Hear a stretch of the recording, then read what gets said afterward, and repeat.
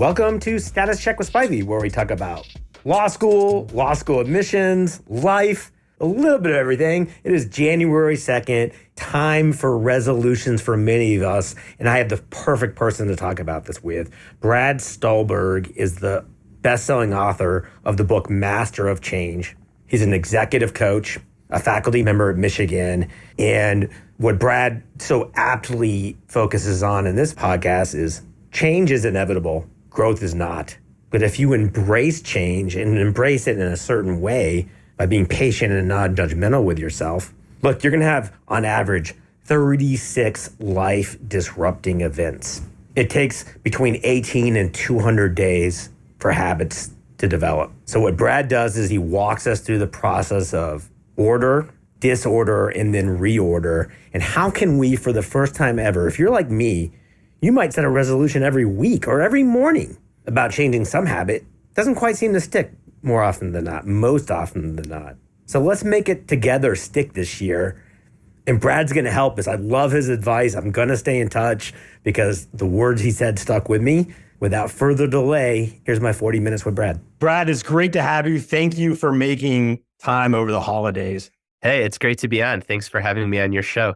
So I'm going to go back in time just a couple of years. It's COVID. People are saying, when are things going to return to normal? When are they ever going to go back to normal? I'm guessing you probably percolated on this long before COVID. And correct me if I'm wrong, but your new book, Master of Change, the philosophy is, hey, there is no normal. And if you're expecting things to go back to normal, you're setting yourself up for a long life ahead of you. Do you want to elaborate? Is that sort of the thesis of Master of Change? You summed it up just as well as I could have. So that is indeed the thesis.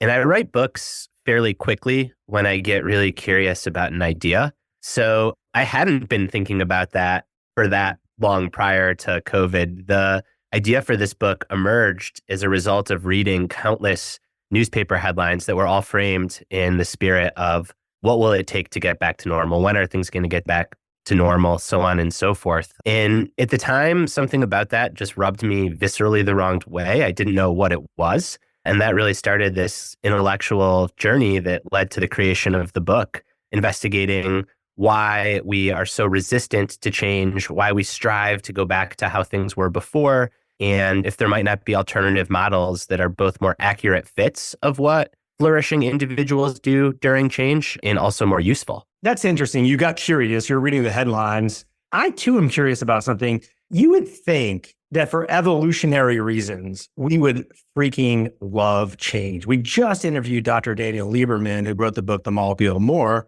Dopamine craves novelty. It gets sick of the same thing very quickly. In your book, you talk about how if you resist change, cortisol tends to spike. Not good for your health. You embrace change, both physically and psychologically, probably going to be more healthy. Yet, as you've seen in your life, as anyone who's managed people or worked in an organization or been in a relationship or lived on this planet has seen, people seem to hate change. That's a paradox to me. There's a tension that is inherent to any living organism between stability and change. On the one hand, you have a sense of safety and security and predictability, which our brain really likes when things feel very stable. And on the other hand, when things are changing, sure, you might have some excitement. That can quickly turn into overwhelm. And I think that what's interesting about a molecule like dopamine is you tend to feel the best when you get those dopamine hits within an otherwise stable environment. So like if the holding container is stable and there's these small little sources of novelty, that feels great. But if there's a lot of novelty or that novelty is negative, that doesn't feel so good. And we don't tend to move toward that. We tend to resist and shut down.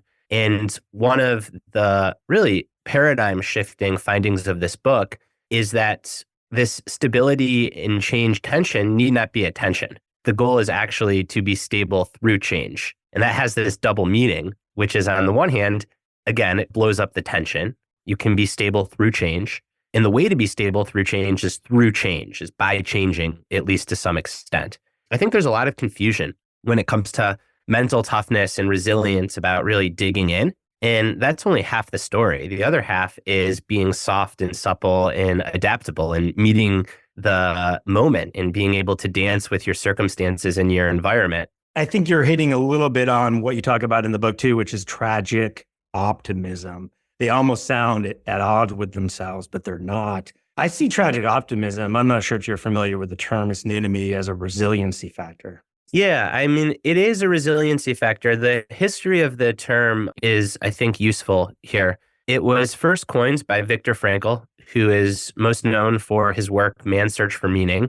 Frankl was a survivor of the Holocaust, lost essentially everything he had, made it through, went on to be a really once-in-a-generation kind of psychologist and psychiatrist.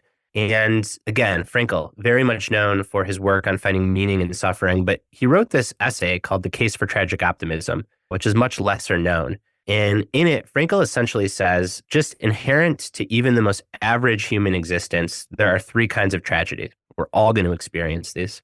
The first is physical pain, because we're made of flesh and bone. And at times that flesh and bone is going to degrade. It's going to be ill and injured, and that's going to hurt. The second tragedy is the fact that we have these big, large prefrontal cortices in our brains that allow us to make all of these plans. And sometimes our plans don't work out and we're frustrated, or we're striving for a goal and we fail. That's going to happen to everyone at one point or another. And then the third tragedy is the fact of impermanence. Everything that we love and that we want to hold on tightly to is eventually going to change. And at the extreme, we're really the only species that can contemplate its own mortality, the fact that we're going to die. And Frankl says there's no point in sugarcoating these tragedies. He would not be a fan of quote unquote toxic positivity. We've got to accept these things. And yet, the work of a mature adult is to accept these things and to still maintain a hopeful attitude nonetheless. And to me, what tragic optimism does is it gives us permission to experience such a wide range of feelings and not judge ourselves for feeling any given thing, and not to have to choose between positivity or negativity, between nihilism and despair or being a Pollyanna, but to acknowledge actually we can exist in the middle of these emotions and we can broaden our aperture and feel them all. And especially for the times that we're living in now, where there's so much that is genuinely terrifying and broken about the world, but there's also still so much that is beautiful about being on this planet, about being a human. Having the framing of tragic optimism is just so important and helpful to navigate the ups and downs of life. You mentioned so much changing. Are times changing more rapidly, or is that just what every older person says to every younger person every 50 years of a turn of a generation? The answer is yes to both. Okay, fair. So I think that there's definitely the generational component of it, where every generation feels like the times are changing. It's one of the most popular, well-known songs, right? Times are a-changin', and that song's not brand new. However, I do think that basic computer science and the philosophy of science, Moore's law, would say that computing power really does exponentially increase the rate of change and innovation. And our last 2-3 decades has been defined by computing power. So yes, I would say that it's pretty empirically true that things are changing faster than they ever have before. I posited reading your book, but this is purely based on me. So nothing in your book. It just got me thinking of my lifespan. When I'm most adaptive, when I embrace change, I thought of it as an inverse U. When I'm a child, I'm just following directives.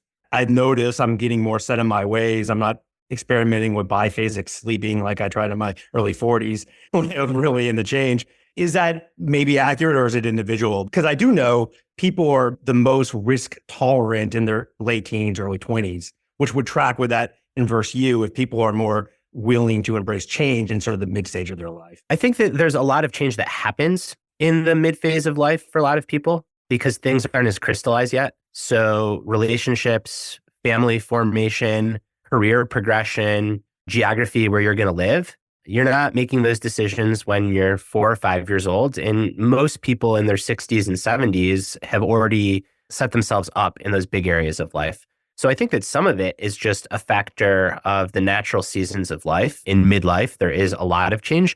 I don't know of any research that shows that necessarily means that people in midlife are better at change. What there is some really interesting work that shows that around age 25, our fluid intelligence peaks. And fluid intelligence is just a fancy word researchers use for our ability to be really clever and problem solve on our feet. And then from 25 on, for most people, it starts to decline. However, what rises over time is our crystallized intelligence. And this is our ability for pattern recognition, or what you might even call wisdom, our ability to see across, to have some lived experience and make sense of things. And you could slice this both ways, because you could say, yeah, you need fluid intelligence to change. You need to be really quick on your feet. But I also think you need a lot of wisdom to be a tragic optimist, to be able to say, hey, the world has been turned over before and it's not easy and I don't have to like it, but it settles back down again. And to have that wisdom, not to have constant freak out moments. It's like these two competing forces, and it's going to probably differ for each individual as to when they're most fit for change. Our listeners are primarily around 19 to 26. They're college students and graduate students. So this is very helpful for them. I can assure you, I am a lot less witty now than when I was 25. And the comments on our YouTube or Spotify will be a lot more witty than I could come up with, because our listeners are 25. Let me go back. You mentioned Viktor Frankl, whose book was Answers for Meaning. I think it's a required reading in a lot of countries. The change that he incurred was forced upon him. It wasn't his choice. And I have a close friend who, maybe we can talk about identity in a little bit, that she developed a very rare aggressive neurological syndrome, forced. But we also have this temporal date, January 1 coming up. And I think of these two things as elective change and forced change. You would think that elective change might be easier to maintain, but the data doesn't seem to show that. Are they entirely different beasts? Can you sort of help me sort these two things out? So they are in some ways very similar, and then in other ways very different. So let's start with how they're different. Elective change, generally at the outset, you are hopeful that the change is going to be positive for your life, for those around you, so on and so forth. Non-elective change, sometimes it's positive. You win the lottery, you get a promotion you weren't expecting, but oftentimes it's negative. Health diagnosis that you don't want to have, war, relationship falling apart, so on and so forth. To me, there's no comparing like a positive change that you're running toward versus something that's been thrust upon you that is really terrifying and perhaps very tragic.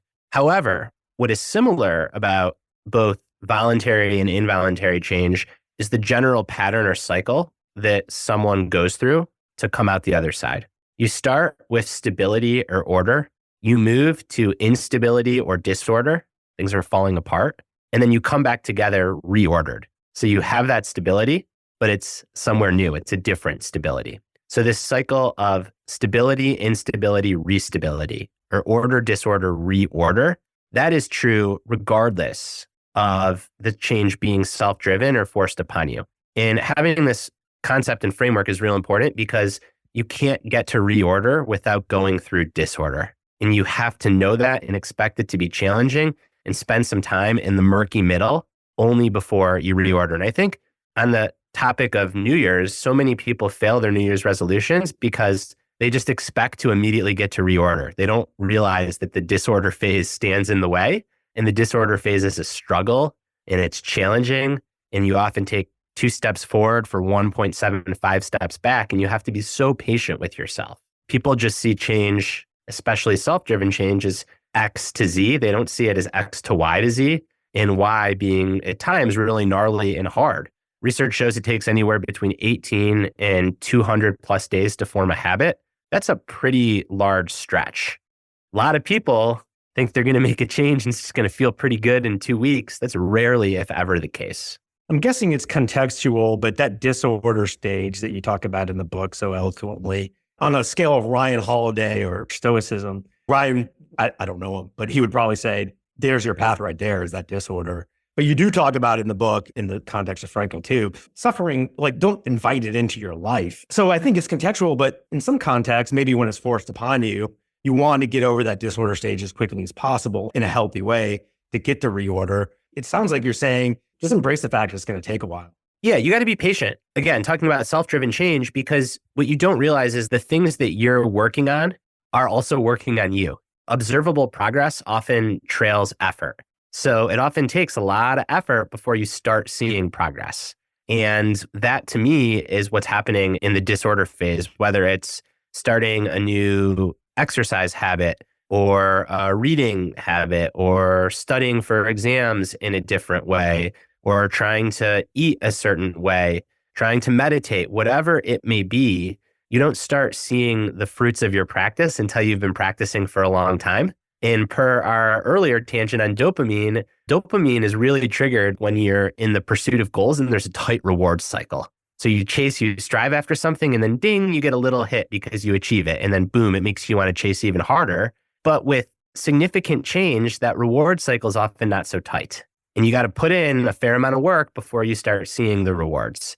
And having the expectation of that up front is really helpful. It's like, yeah, you're going to feel better if you start an exercise habit, but you're going to feel worse for about 2 months before you start feeling better. And imagine if everyone knew that. I feel like more people would stick to New Year's resolutions. And the data shows that something like 80% of people are off the bandwagon after 1 month. And my sense is it's because 80% of people, they haven't hit reorder after 1 month. Like they're still in that disorder phase. And if they would just be patient, have that expectation, that expectancy, the result might be different. Well, I'm glad you brought up 200 days because I think it jumps to 96% after 2 months giving up. Yeah, that makes a lot of sense, right? You hit on this reward system. My doctoral work was on goal setting. This is long ago when dopamine was thought of as the pleasure molecule. And Locke and Latham were literally the only two people writing about goal setting. The world seems to have changed a lot now. For our listeners who have these aspirational goals, be a Supreme Court justice, run a company. Are you a fan of goals at all, or are you more a fan of the process? I think that you need both. Goals are like the peaks of mountains, and they're really aspirational, and they can be motivating, and they give you somewhere to go, but you end up spending all your time on the side of the mountain. So the person you become doesn't happen the day you get the promotion or the day that they put the gold medal around your neck. The person you become is the lessons that you learn in the striving. So I think goals are really important, but I think they're less important because you're going to accomplish them or not, and more important because they structure how you spend your time and who you spend your time with. James Clear brought up in Atomic Habits, and this is going to track well a story I think you really like. Everyone in the Olympics has the same goal, to win the gold medal. Correct me if I'm wrong, but you happened to come across, I think by chance, but maybe someone pointed you in the direction. Is it Niall Vanderpool, the Swedish? Yeah, Niels Vanderpool. We might try to get him on here. I actually speak a little bit of Swedish. So speaking of this identity, I said I would get back to. My friend identified very much as a doctor. She had other identities too, one of which was a runner. So she develops this rare autoimmune condition, and currently she's no longer able to practice medicine. And she went through a period where she wasn't able to run. You talk about this in multiple times in your book, which I love. One is rooms in a house, and the other is the 45-page PDF that Vanderpool put online. It'd be better coming from you than me if you want to tell our listeners about each. So Vanderpool is the world record holder in long course speed skating. He won 2 gold medals in the 2022 games. So he's the best speed skater to ever set foot on the planet. He was underperforming a bit in the lead up to the games, and he realized that the reason why is he was feeling a whole lot of fear every time he stepped into the oval to compete, and even sometimes during big training sessions. And then he asked himself, why am I feeling all of this fear? And he linked it back to the fact that his entire identity was fused with being a speed skater. So there was no Niels Vanderpool outside of Niels Vanderpool, the speed skater. And that made him really fragile because one injury, one misstep every 4 years, and that's it. Or the inevitable aging that comes for all athletes. What's going to happen when I age out of top fitness? Who am I if I'm not a speed skater? So what Vanderpool did once he realized this is something that no other world-class athlete that I'm aware of has ever done, which is he took a completely normal weekend. So starting Friday afternoon to Monday morning, Vanderpool did nothing related to the sport of speed skating. He didn't train, he didn't study film, he didn't wear Normatec recovery boots or go get 8 massages. He just lived like a normal person.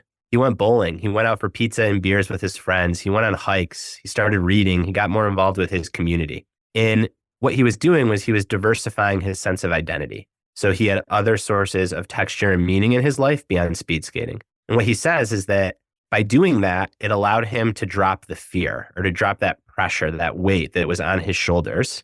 And as a result, he competed so much better and found so much more joy in competing. And the rest is history. In this case, literally, he ended up making history, not by training more, not by focusing harder on speed skating, but by making sure there was more to his identity than just being a speed skater. You know what's so amazing to me is he's 27 years old. Yeah, he's thoughtful. Right. I mean, how introspective can you be? I wasn't that introspective at 25 when he wrote the document or whatever. I listened to you on Rich Roll, who I'm a big fan of. Rich often talks about, and maybe he and I are just parsing words, he often talks about hitting rock bottom. I think maybe this is just semantics. I've often been curious, do you really need to hit rock bottom, or is that actually more deleterious to the notion of change? To me, rock bottom would be death. I think Rich would define it as the negative consequences of doing the same thing start overriding the fear of change. So that would be a better way to describe. But I've always, in fact, I heard an expert once say, like, the time to change is now, not when things start getting worse. So I'm curious about this. You can bounce higher if you hit rock bottom versus no, the sooner the change, the better. Again, I think it's one of these chasms. It's not really a chasm where the answer is just yes to both. Of course, you don't have to hit a rock bottom or experience pain before starting to change in a positive and productive way. I also think that pain is a really good motivator and teacher. Experiencing pain, hitting rock bottom, having something, the consequences of something be really painful, that can help spur you to make a change. And I've made changes as a result of pain, but I've also made changes as a result of hope from a place of strength and a position of being just great. And I think that you can do both. I'm with you on the fact that don't wait, get out ahead and try to do this for the voluntary changes. And then the involuntary stuff, you have no control over that, but you're going to face it. So you might as well prepare and try to have a vocabulary and a set of tools around it, because everyone goes through it. There's research that shows that the average adult, so starting at age 18 to the end of life, experiences 36 major disruptions. 36. Starting school, graduating from school, meeting a significant other, breaking up with a significant other, getting married, having kids, leaving the house, getting divorced, major health diagnosis, recovering from a health diagnosis, making a new best friend, distancing from a best friend, so on and so forth. So we think that change is the exception, but it's the norm. It doesn't wait for you to hit rock bottom. It happens. What was the Buddhist quote from your book? We have 10,000 sorrows and 10,000 joys in front of us. Yeah, that's it. The identity thing, do you think, and I would love to hear your rooms in a house analogy because I think it's great, but do you think Tom Brady would have done better if he had taken 2 days off a week, or is that an idiosyncratic thing as well? I mean, it's hard to say that Tom Brady would have done better if he would have done anything. I do think that phenomenal athletes are phenomenal in spite of themselves. So I am not going to sit here and give Tom Brady advice on anything. He's the greatest quarterback to ever play football, bar none. However, I have a background in public health, and I can tell you that strawberries are not toxic. And for a period of Tom Brady's career, he was convinced that strawberries were toxic, and by not eating strawberries, that like unlocked lower levels of inflammation. He essentially got really into biohacking, which is, to be quite frank, a bunch of BS. Now, did that make him a worse football player? No, probably not. I think Tom Brady's so damn good at football, it doesn't matter what he does, so long as he nails the basics, which of course he's doing to be at that level. I do think there's obviously some idiosyncratic nature to this. And I think when you really look to people who are so great, especially in sport, like as someone that's been around world-class athletes, I think a lot of people don't realize how insanely talented these people are. And they can get away with so much just because they're insanely talented. Rooms in a house. It's been a very helpful metaphor for me. Essentially, if you've got a house and it just has one room in it and that room floods or catches fire, you're in really big trouble. You've got nowhere to go. Very disorienting. If you've got a house that has a couple rooms in it and one room floods or catches fire, you can go seek refuge in the other rooms while you work out the flood or the fire. And I like to think of our identities the same way. If you've only got one room in your identity house and there's change in that one room, it's going to be really, really hard. But if you can add a few rooms to your identity house, then you're better able to withstand change. And it doesn't mean that you have to spend the same amount of time in each room. You just never want to let important rooms get moldy. So in my own life, my big rooms are my family room, my craft room, which is writing, my athlete room, and then my community room. And there are seasons of my life where I've spent a lot of time in only maybe one or two of those rooms, but I've never completely left the others behind because I never know when I'm going to need them. I agree so much. 12 years ago, I started a company. It was just me, ironically called the Spivey Consulting Group, but there was no group. And now we're 40 consultants and people reach out to me on LinkedIn all the time. It's so great what you're doing as an entrepreneur. And I don't think of myself as an entrepreneur. That is a room in the house, but like you have a family and friends room, a writing room. We do these podcasts for a reason. There's a help myself and the best version of myself can help others room too. And if my phone were to be just yanked from under me, these other rooms are just as great, if not better. They're actually better. So it's nice to have that balance. I'm also with you. I hate this concept of hacks in general. Like every time someone tweets, here's a life hack, I cringe. But to end on a sort of New Year's, who's the psychologist who you sourced as talking about resolution can serve as a psychological fresh start, temporal sort of fresh start? Yeah, Katie Milkman. So maybe there is something to having this clean slate, and yet so many people fail. Any philosophies you want to leave us with so that this year, the people who listen to this who do have resolutions can actually stick with them and nail them? I think it traces back to what I said earlier, which is you have to be patient and you have to weather a period of disorder before you get to reorder, before something becomes habitual. And it's really more important to focus on showing up and being consistent than it is on intensity. So many people say, I'm going to start eating in a more healthful way. And then they have a super restrictive diet that is unsustainable. They burn out. Or this is the year I'm going to prioritize my physical health. So I make 4 doctor's appointments and I go to the gym for 2 hours a day and then I burn out. That to me is heroics and intensity. What consistency looks like is, hey, I'm going to try to eat a little bit less ultra processed food. I'm not going to go to fast food restaurants. Or I'm going to start with a brisk walk for 40 minutes a day. And I'm going to do that every day for a month before I even pick up a weight to get in the rhythm of a brisk walk. It doesn't look as good on social media. It's not as fun to talk about. But these small, consistent efforts, if you stick with them over a long period of time, that is the route to sustainable progress in just about anything. I'll add one from my own. I can't possibly do what I used to be able to do. I've had multiple injuries from being a competitive athlete. I've had a 3-year stress fracture. So I try not to judge myself. If I have a bad day, I try to not to have 2 bad days in a row. I stole that from Peter Attia, but it's true. But I try not to beat myself up, particularly if it's forced upon me. So non-judgmentality, I think, if you would agree. I hate giving any advice on this. You're the expert. Yeah, I would completely agree. You got to be kind to yourself and have your own back because it can be really freaking hard to be a human. And if you can't have your own back, it just makes it harder. So you might as well learn to be your own friend and not judge yourself and recognize that any path is going to have highs, lows, plateaus, and everything in between. Your book, Master of Change, I haven't read your others yet, but it makes it a little easier to be a human. I thank you for that and your time. Everything you said on this resonates, and I hope our listeners have a great 2024. And I hope a small part of that is the 40 minutes he spent with us. Thank you, Brad. Yeah, thanks again for having me, and thanks everyone for listening along.